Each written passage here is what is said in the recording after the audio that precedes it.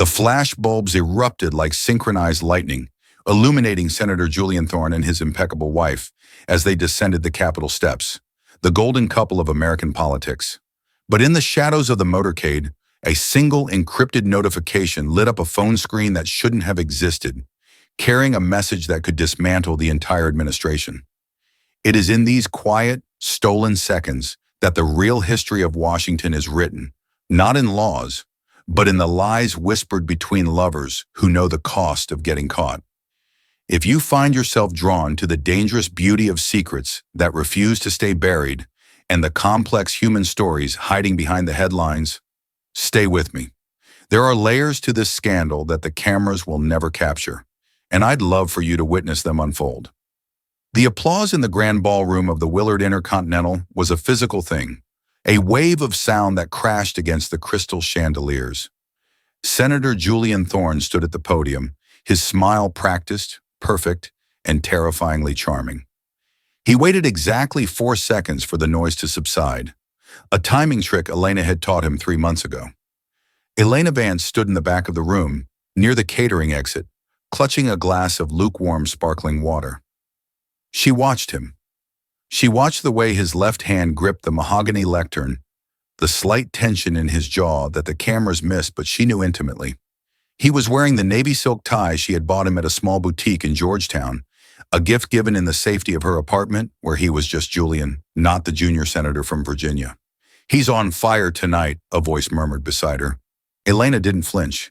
She turned to see Mark Salinger, the campaign's communication director, scrolling through Twitter on his phone. "It's a good speech," Elena said, her voice steady. It should be. She had bled over every syllable of it until 3 a.m. 2 nights ago, while Julian slept in her bed, his arm heavy across her waist. "Polling is already ticking up," Mark muttered, finally looking at her. "Clara looks good too. The donors love the dynasty aesthetic." Elena's gaze shifted to the table at the front.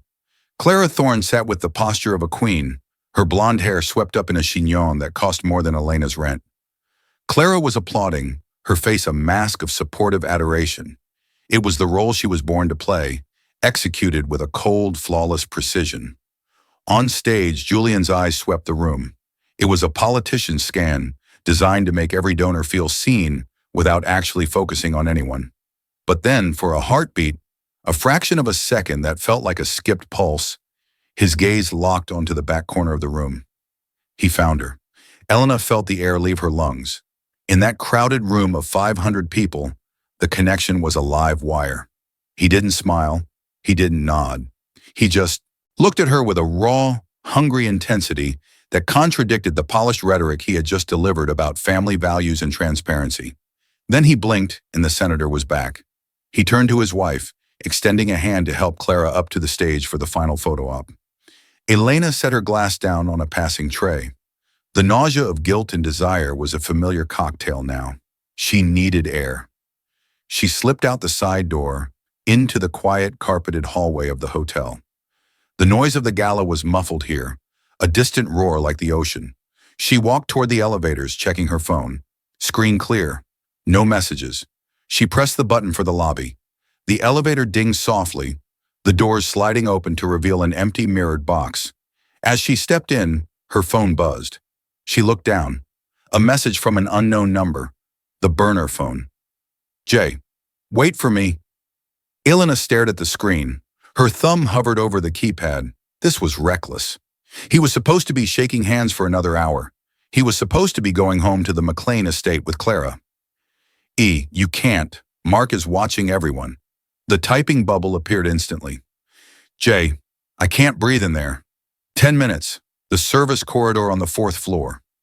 Elena closed her eyes, leaning her head against the cool metal of the elevator wall.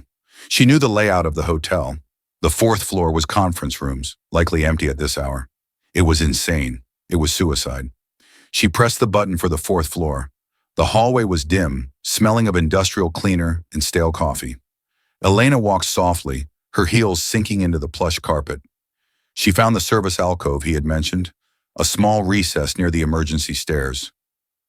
2 minutes later, the stairwell door clicked open. Julian appeared. He had discarded the suit jacket, his white dress shirt unbuttoned at the collar, the navy tie, her tie, loosened. He looked frantic, his hair slightly messed, stripping away the senatorial polish. "Julian," she whispered, a warning and a welcome all at once. He didn't speak. He crossed the distance between them in 2 long strides, crowding her into the shadows of the alcove. His hands found her face, his thumbs tracing her cheekbones as if checking she was real. "I hated it," he rasped, his voice low, lacking the projection he used on stage.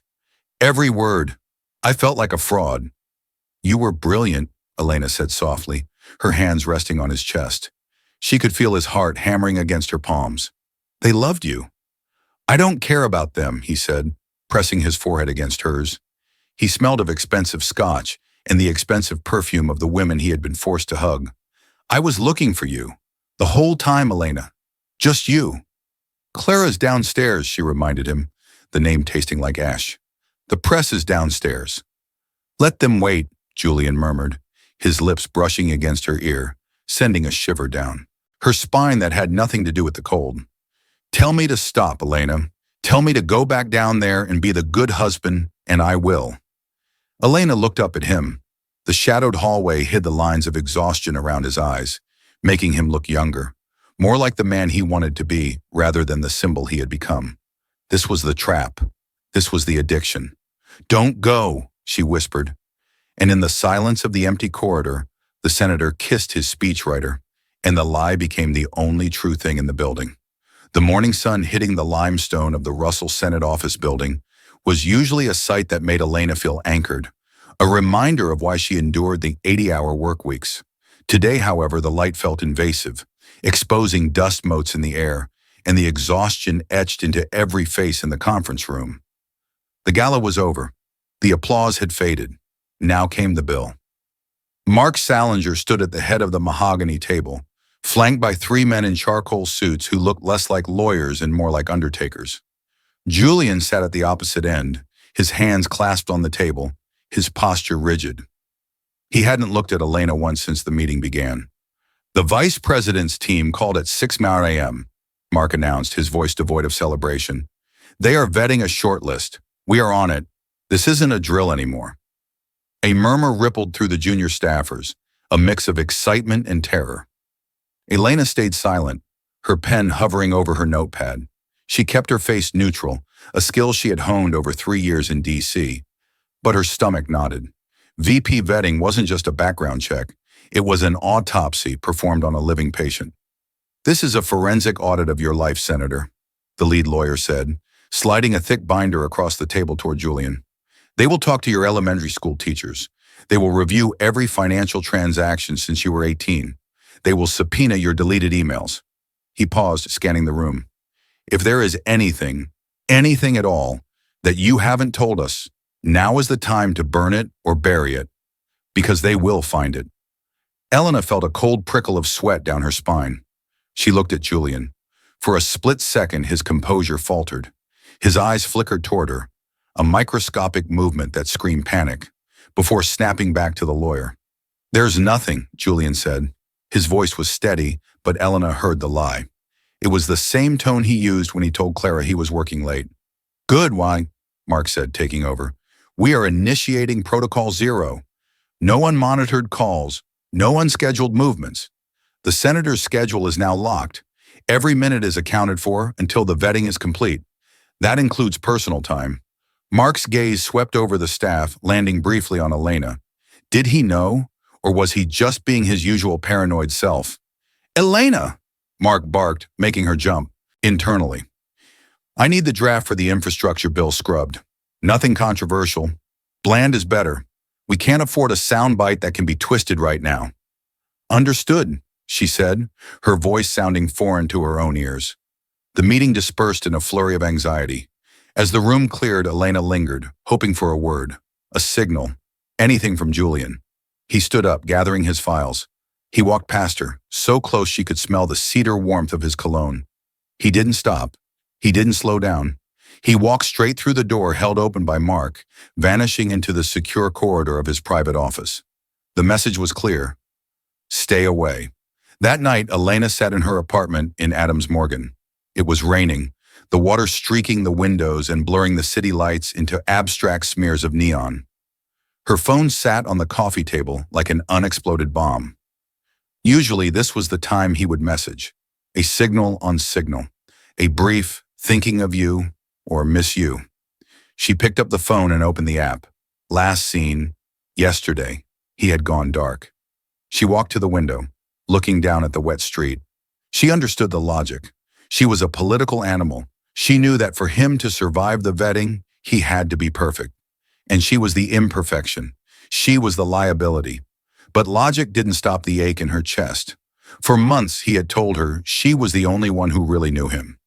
Now, faced with the prospect of the second highest office in the land, he had walled her off without a goodbye. Her phone buzzed, vibrating against the glass of the table. Elena lunged for it, her heart leaping. It wasn't Julian. It was a notification from a news app. Breaking. Senator Thorne emerges as front-runner for VP pick. Sources say background check underway. She swiped the notification away, leaving the screen black. In the reflection, she saw her own face, pale, tired, and entirely alone. The deep clean had begun, and she realized with a sinking dread that she was the stain they were trying to remove. The explosion didn't come with a bang, but with a ping. At 2:14 p.m., a notification from Politico lit up every phone in the Russell building. Leaked. Senator Thorne privately calls key union backers obsolete dinosaurs in internal memo. The silence that followed was absolute, lasting exactly 3 seconds before the office dissolved into bedlam. Phones began to ring in a dissonant chorus. Mark Salinger emerged from his office, his face a mottled red, looking like a man ready to commit murder. "Who sent this?" Mark roared, slamming a printed copy of the email onto a desk. "This memo was on a secure server. Only 5 people had access. Who talked?" Elena sat frozen at her desk. She hadn't leaked it. She knew that much. But she felt the accusation in the air. In Washington, innocence was irrelevant. Only perception mattered. She watched Julian through the glass walls of his office. He was on the phone, likely begging forgiveness from a union leader in Detroit. He looked small.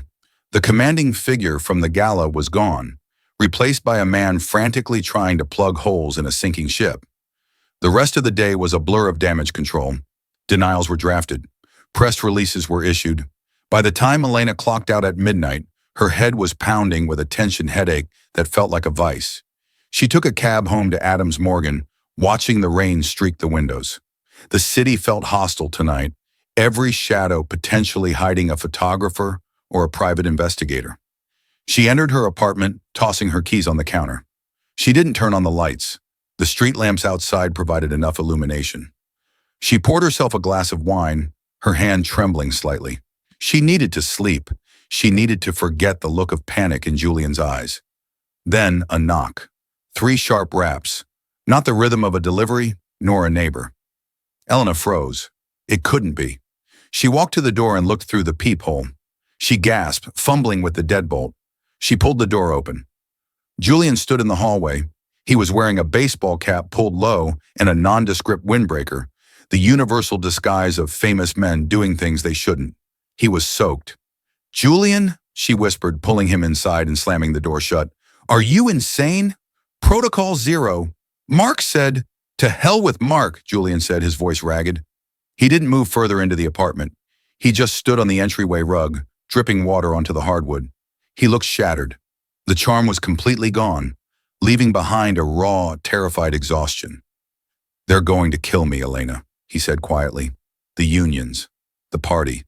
If I lose the nomination because of this memo—" "You won't," she said, instinctively reaching out to take his wet jacket. "We'll spin it. We always do. We'll say it was taken out of context." "I'm tired of spinning," he muttered, allowing her to peel the coat off him.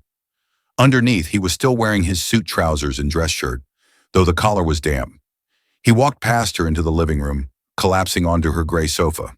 He put his head in his hands. Elena stood watching him, the wine glass forgotten on the counter. This was the most dangerous place he could possibly be. If the press found out the senator was at his speechwriter's apartment at 1 a.m. in the middle of a scandal, it wouldn't just be a leak, it would be a resignation. But she couldn't kick him out. She sat beside him, careful not to touch him yet. How did you get here? The detail? I told them I was going to sleep in the office. Took the service elevator to the garage. Took an Uber 2 blocks away. He laughed, a dry, humorless sound. I felt like a fugitive. He turned to look at her. His eyes were bloodshot. I wanted to come here. I just wanted to sit in a room where no one wants anything from me. Elena softened. She reached out, her fingers brushing the hair back from his forehead. I'm here. Julian caught her hand, pressing his lips into her palm. We should leave, he whispered against her skin. Forget the VP slot. Forget the Senate. We could go to Italy, somewhere on the coast. I have money, Elena. We could just disappear. It was a lie, a beautiful, desperate lie. Julian Thorne was a creature of ambition. He would wither and die without the spotlight. He loved the power more than he hated the pressure. But in the dim light of her apartment, with the rain hammering against the glass, Elena allowed herself to believe him for a minute. Italy, she repeated softly. That sounds nice. I mean it, he said, pulling her closer, his desperation shifting into desire. He needed to feel something other than fear. I'd rather have you than the White House. He kissed her then, hard and possessive, tasting of rain and mints. Elena kissed him back, ignoring the voice in her head that screamed this was the beginning of the end. He didn't want her. He wanted an escape. But tonight, she would let herself be the escape. The office atmosphere the next day was brittle. The leak from the previous afternoon had been plugged, but the smell of burnt careers still lingered in the air. Elena sat at her desk, staring at a blinking cursor, trying to draft a statement about fiscal responsibility, while her mind replayed the image of Julian standing in her hallway, wet and desperate. At 11 a.m., the hum of the office changed. It wasn't the frantic noise of a crisis, it was the hush of deference. Elena looked up. Stepping off the elevator was Clara Thorne. Clara never came to the office. She treated the Russell building like a locker room, a necessary but unseemly place where her husband did the dirty work of governance. Today, however, she walked in with the proprietary air of a landlord inspecting a property. She wore a cream-colored cashmere coat and sunglasses that she removed slowly, revealing eyes that were clear, blue, and unreadably sharp. Mark Salinger rushed forward, practically tripping over himself. Mrs. Thorne, we weren't expecting— I was in the neighborhood, Mark, Clara said, her voice light, melodic, and terrifyingly calm. I thought I'd bring Julian a fresh shirt. He didn't come home last night.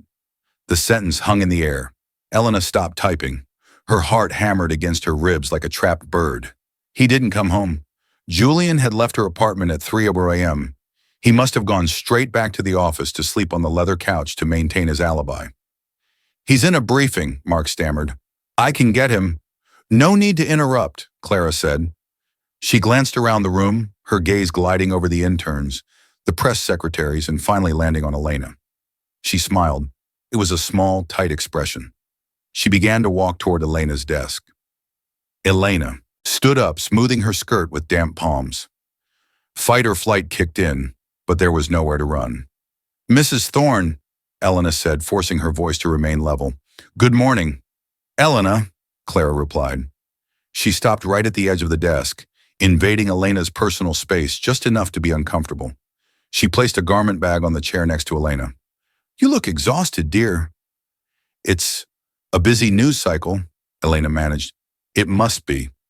Clara's eyes drifted over Elena's desk, the stack of policy papers, the cold cup of coffee, the framed photo of Elena's dog. Then Clara's gaze returned to Elena's face, studying her with a clinical fascination. Julian tells me you were the one who wrote the gala speech, the section on family as the bedrock of society. It was moving. Elena felt a flush rising up her neck. The irony was a physical blow. Thank you. The senator gave me good notes. I'm sure he did, Clara murmured. She reached out, her manicured fingers picking up a pen from Elena's desk, turning it over in her hand. You know politics is a brutal business, Elena. Everyone wants something from him. Everyone wants a piece of the power. She paused, looking directly into Elena's eyes. That's why loyalty is the only currency that matters to me, Clara said softly. I can forgive incompetence, I can even forgive failure, but I have no patience for theft. Elena stopped breathing. Theft. Was she talking about the leaked memo or something else? We are all very loyal to the senator, Elena said, her voice sounding thin. Clara smiled again, but the warmth didn't reach her eyes. I know you are. You sacrifice so much for him. Late nights, early mornings, weekends. She leaned in slightly, lowering her voice. Just be careful, Elena. Don't burn yourself out keeping him warm. He has a wife for that. The subtext hit Elena with the force of a slap. It wasn't a question. It was a boundary line drawn in blood. Clara? Julian's voice cut through the tension. He stood in the doorway of his office, looking pale. He stared at the two women, his wife and his mistress, standing 2 feet apart. Clara turned slowly, her expression brightening into the perfect political spouse mask. There he is, she said, her voice returning to its normal volume. I just came to drop off your things, darling, and to thank Elena for her hard work. She patted Elena's desk once, 2 sharp taps, and walked away toward her husband. Julian kissed her cheek, his eyes darting briefly to Elena over Clara's shoulder. He looked terrified. Elena sank back into her chair as the couple went into his office, and the door clicked shut. Her hands were shaking so badly she had to grip the edge of the desk. Clara knew. She might not have the texts or the photos, but she knew, and the warning was clear. Back off or I will crush you. The DC humidity hung heavy over the city, turning the evening air into a suffocating blanket. Elena walked briskly toward the Union Station metro, her heels clicking a staccato rhythm on the pavement. She kept her head down, avoiding eye contact with the tourists and the lobbyists flooding out of the steakhouses. Since Clara's visit, every shadow felt like an accusation. She was 10 feet from the escalator when a figure stepped out from the alcove of a closed newsstand. Miss Vance. It wasn't a question, it was a summons. Elena stopped. She recognized him instantly from his byline photos, though he looked more disheveled in person. Marcus Sterling, the Post's pit bull. He wore a rumpled linen jacket and held an unlit cigarette, his eyes scanning her with the predatory patience of a man who already knew the answer to his questions. Mr. Sterling, Elena said, gripping the strap of her bag, I have no comment on the infrastructure bill. You can email the press secretary. I don't care about the bill, Sterling said, stepping closer.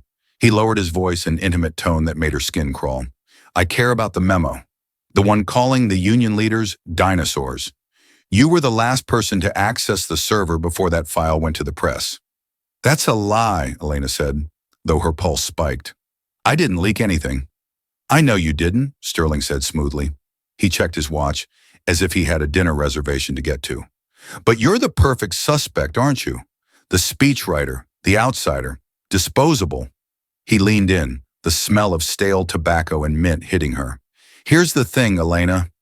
I have sources who tell me you spend a lot of late nights at the Russell Building, sometimes when the logs show the senator is there alone. Now people talk. People wonder. Elena went cold. He was fishing, but his hook was dangerously close to the truth. If you want to survive this, Sterling continued, you give me something. Give me the senator on the blind trust issue, or tell me who really authorized that memo. You do that, and I keep your name out of my Sunday column. If not, well, I'd hate for you to become the story. He slipped a card into her coat pocket. Think about it. You have 24 hours. Elena didn't wait. She turned and descended the escalator, her legs trembling. 20 minutes later, she was sitting in the back of a black SUV parked in an alley behind a steakhouse in Georgetown. Julian sat beside her, the privacy partition raised. The air conditioning was humming, sealing them in a bubble of sterile silence. He cornered you? Julian asked. He wasn't looking at her. He was looking out the tinted window, watching the street.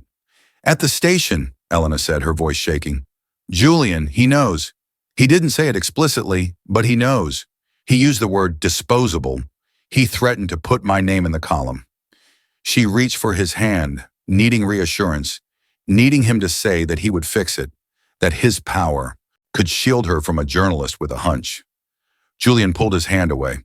It was a small motion, barely an inch, but it felt like a chasm opening between them. He picked up his phone, tapping a message to Mark. What exactly did you say to him? Julian asked sharply, finally turning to her. His eyes were hard, devoid of the warmth she had seen in the hotel hallway. I denied it, Elena said, stung. I didn't say anything. I came straight to you. You shouldn't have come here, Julian muttered. If he followed you. Christ, Elena. This is exactly what Mark warned us about. I was scared, she whispered. He's going to frame me for the leak, Julian. To get to you. Julian ran a hand through his hair, exhaling a long, frustrated breath. If he writes that you're the leak, it's a personnel issue. It goes away in a week. But it's not true, she insisted. It ruins my career. And if he writes that you're my mistress, Julian snapped. The word hung in the air, ugly and undeniable. That ruins everything. The nomination, the party, my family. Elena stared at him. For the first time, she saw the calculation behind the panic. He was weighing her career against his ambition, and the scale wasn't even moving. So what are you saying? Elena asked quietly. I'm saying we need to be smart, Julian said, his voice softening, attempting to charm his way back to safety. Just lay low. Let Mark handle Sterling. Don't talk to anyone. He finally took her hand then, but his grip was clammy. I have to go. Clara is hosting a dinner for the donors. He opened the door, letting the humid, noisy city air rush back in. Trust me, Elena. I'll take care of it. Elena watched him step out of the car, straightening his suit jacket before walking toward the light of the restaurant. He walked with the confidence of a man who believed he could control the narrative. But as the SUV pulled away, leaving her alone in the dark back seat, Elena realized he hadn't promised to save her. He had only promised to save himself. The blinds in Julian's private office were drawn, filtering the midday sun into stripes of gray and dust. The air conditioner hummed, a low mechanical drone that filled the silence between the two men. Mark Salinger paced the length of the Persian rug, a tablet in his hand. He looked like a general surveying a battlefield where the only acceptable outcome was total scorched earth. Sterling runs the column on Sunday, Mark said, not looking up. He's going to imply an improper relationship. He won't say affair directly, but he'll use words like unprofessional closeness and preferential access. That is enough to kill the VP vet, Julian. You know that. Julian sat behind his desk, staring at a paperweight, a heavy brass eagle. He looked hollowed out. We denied it. We told him it was a lie. Denials are weak, Mark snapped. We need a narrative, a counterstory. That explains everything. The late nights, the texts, the leak. Mark stopped pacing. He placed the tablet on the desk, sliding it toward Julian. We issue a statement, Mark said, his voice dropping to a clinical, dangerous register. We announce that we have identified the source of the leak, a junior staffer, someone talented but unstable, overworked, prone to emotional outbursts, someone who developed an unhealthy fixation on the senator. Julian looked up, his eyes widening. You want to frame Elena? Mark, she didn't leak the memo. We both know that. It doesn't matter what she did, Mark said coldly. It matters what we say she did. If we paint her as a rogue element, an obsessive employee we had to let go, it discredits her completely. If she tries to talk to Sterling later, she sounds like a vindictive ex-employee. It kills the leak story, and it inoculates you against the affair rumors in one strike. Julian looked at the tablet. The press release was already drafted. Senator Thorne accepts resignation of speechwriter following security breach. She's innocent, Julian whispered. She's the best writer we have. She is a liability, Mark corrected. And right now, she is the only thing standing between you and the White House. The VP team needs a clean slate by tomorrow morning. It's her or you, Julian. Julian looked at the door. He thought of Elena's apartment, the rain against the window, the way she looked at him with total trust. He thought of the power he had spent 20 years chasing. Slowly, painfully, Julian looked away from the door. He didn't speak. He didn't sign the tablet. He just gave a single, barely perceptible nod. Mark snatched the tablet back instantly. I'll handle the HR paperwork. You go to the committee hearing. Don't be here when she arrives. An hour later, Elena walked into the Russell Building lobby. She swiped her ID badge at the turnstile. The light stayed red. Access denied. She frowned, swiping it again. Read. Miss Vance? Elena turned. Two Capitol police officers stood behind her. Behind them was a woman from HR she had only met once, looking grim. There's been an issue with your credentials, the HR woman said, not meeting Elena's eyes. If you could please hand over your phone and your laptop. They are government property. What? Elena stammered. I need to get to the office. The senator has a briefing. The senator is unavailable, the woman said sharply. You are being placed on administrative leave, pending an investigation into the unauthorized release of classified internal communications. The lobby spun. People were watching. Interns, lobbyists, tourists. Elena felt the blood drain from her face. That's a mistake, she said, her voice trembling. Let me call him. Let me call Julian. The senator is aware of the situation, the woman said. She held out a plastic bin. The phone, please. Now. Elena looked at her phone. She had one unread message to Julian, sent 10 minutes ago. I love you. We'll figure this out. He hadn't opened it. With shaking hands, she placed the phone in the bin. As she looked up, she saw the bank of televisions mounted on the lobby wall. CNN was running a ticker at the bottom of the screen. Breaking, Senator Thorne's office cites rogue staffer as source of controversial leak. Sources describe unstable work environment. Elena stood frozen in the middle of the marble floor. It wasn't just a firing. It was an execution. Julian hadn't just failed to protect her. He had handed them the gun. Please escort Miss Vance to the exit, the HR woman instructed the officers. As Elena was led out the revolving doors back into the suffocating DC heat, she realized she wasn't just unemployed. She was the villain in the story she had helped him write. The green room at the Capitol Hilton smelled of lemon water and nervous sweat. It was a holding pen for the powerful, a windowless box where smiles were adjusted and ties were straightened before the cameras rolled. Elena shouldn't have been there. Her badge was deactivated. Her name was on a blacklist. But she knew the scheduling director, a 22-year-old girl who owed her a favor, and she knew that the service entrance near the kitchen was rarely guarded during the lunch rush. She stood in the corner of the room, hidden by the shadow of a large potted fern. When the door opened and Senator Julian Thorne walked in, flanked by two aides, he didn't see her at first. Give me the room, Julian ordered, his voice tight. I need 5 minutes to prep. The aides nodded and vanished, closing the heavy door. Julian walked straight to the vanity mirror. He braced his hands against the marble counter, staring at his reflection. He looked like a man who had just survived a car crash, shaken, adrenaline pumped, and guilty. You missed a button. Julian spun around, knocking a bottle of water off the table. It hit the floor with a dull thud. Elena? His face went white. He looked at the door, then back at her. How did you get in here? If Mark sees you... Mark isn't here, Elena said, stepping out of the shadows. She felt surprisingly calm. The tears she had shed in the taxi were gone, replaced by a cold, crystalline clarity. You fired me, Julian. You told the world I was unstable. I thought you owed me a severance package, or at least an explanation. Julian exhaled, his shoulders slumping.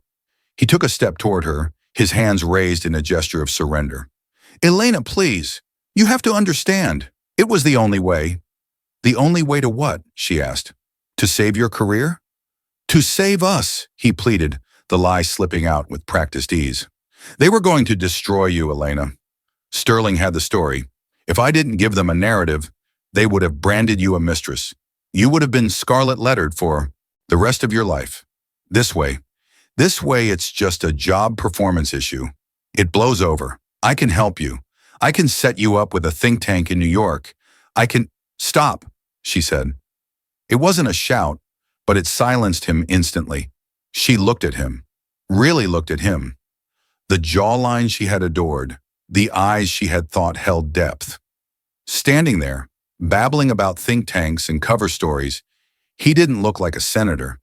He looked like a child who had broken a vase and was trying to hide the pieces under the rug. You didn't do this to protect me, Elena said softly. You did it because you couldn't bear the thought of not being vice president. You sacrificed me to the wolves so you could keep your suit clean. Julian's face hardened. The desperation shifted into defensiveness.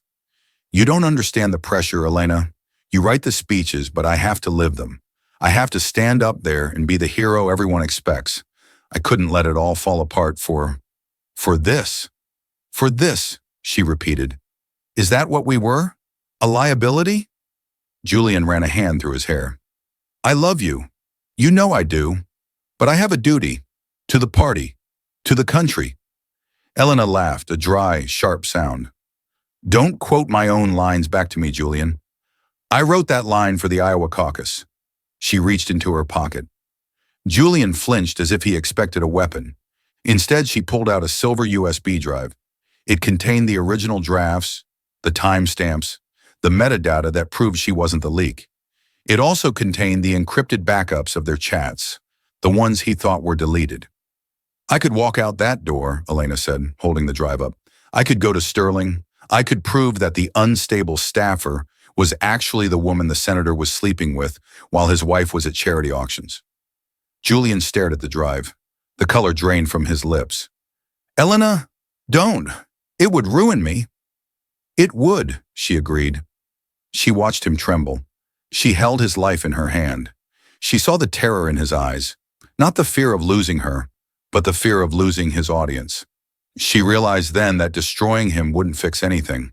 It wouldn't heal her heart. It would just make her another player in his dirty game. She was better than that. She was the writer. She didn't need to be the villain. She walked over to the trash can by the vanity and dropped the USB drive inside. It landed with a soft clink. Julian sagged against the counter, letting out a breath that sounded like a sob. Thank you. Elena, I didn't do it for you, she cut him off.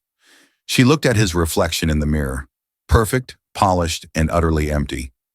I did it because you aren't worth the ink it would take to expose you. She turned to the door. Elena, he called out, his voice small.